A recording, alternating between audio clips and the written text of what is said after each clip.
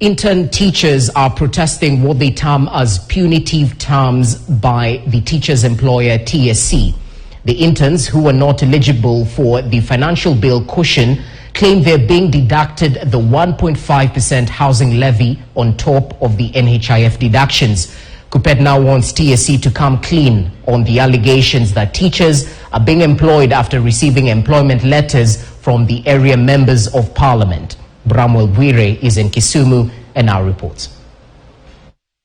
As you've said, we're here in Kisumu, and today we're focusing on matters teachers, and these are the intern teachers. These are teachers who have been employed on 1 year by the government, pending the permanent confirmation or the renewal of their yearly contracts. But with me here, I have KUPPET Executive Secretary from Vihiga. There have been issues that have been arising from these intern teachers. One of the issues being them being deducted from their monthly stipend for the NHIF, that is the house levy, and there have been cry that they were not included in the salary increment. Allow me to speak to the Secretary General KUPPET from Vihiga. This is Sabalenyeni. I want him to shed some of the lights here. You are the union leaders of KUPPET. One, we want to start from here. Are these interns part of your members? The interns are not our members, as we are aware, but you see these are teachers who are going to join us in the next few years, and then they'll become our members. So even as they wait to join us on P&P, we have, I think, every right to fight for them and to speak for them and to raise the issues.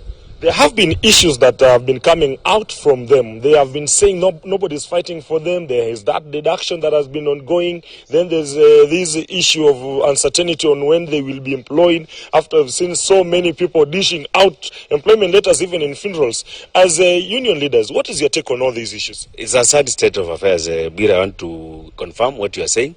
One, these teachers have been put on contract terms for 1 year.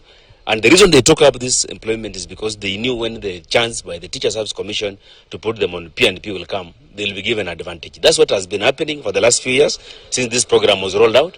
Even this year, we employed so many teachers on internship, and those teachers came from the schools they were teaching on BOM, knowing that when this chance comes for P&P, they'll be given an advantage because of the marking scheme.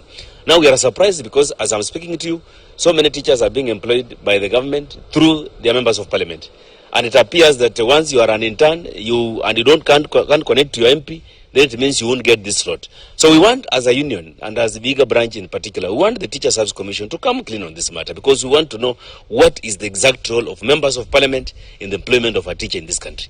We know TSC is a constitutional commission. It is very independent. It has powers granted for by the constitution, and we expect them to remain an equal opportunity employer the way they have been all these years, so that all these teachers who are coming in can be given a fair chance, can be given an opportunity to be employed by TSC. It is so sad because those who are being employed now, some of them even graduated later than those who are serving as interns. So those who are serving as interns are wondering at what time will they be employed as P&P? It is giving them a lot of hopelessness. Some of them have given up, and I'm afraid if we don't address this issue, so many of them will not be able to renew those contracts, which are expiring in December this year. Talk about the salary deductions. They are only being given a stipend of 20,000 shillings. Again, we have this deduction from NHIF, we have the house levy. Yet when there was the pronouncement by the president over the increment of salary of teachers, they were not considered. It is true. These teachers have been getting a stipend of 20,000, but that was before the finance bill came into effect. And now, as I'm talking to you, they are paying the NSSF, they are paying the NHIF, they are paying the housing levy. When the government, the Teacher Service Commission, was meeting the unions last month to discuss about the 7 to 10% pay rise, not even actually a pay rise, but a cushion for the finance bill, these teachers were not included. We expected them to have their pay also revised to at least 25,000 or something like that, so that when they pay those deductions, they can come back to 20,000 where they were. Now, as I'm talking to you, most of them are earning about 15,000 shillings.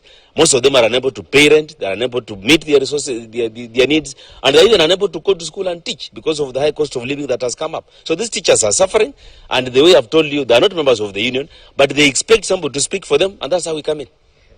Thank you. That is KUPPET Executive Secretary, Vihiga Branch, Sabalenyeni, shedding some light on issues, pertinent issues that are affecting the interns. Remember, these are teachers who have been employed just on 1 year contract as they await permanent confirmation from the government in whatever school they are teaching in. But you are going to wait and see whatever action the Ministry of Education and the Teacher Service Commission is going to take just to ensure that these teachers are leveraged, or they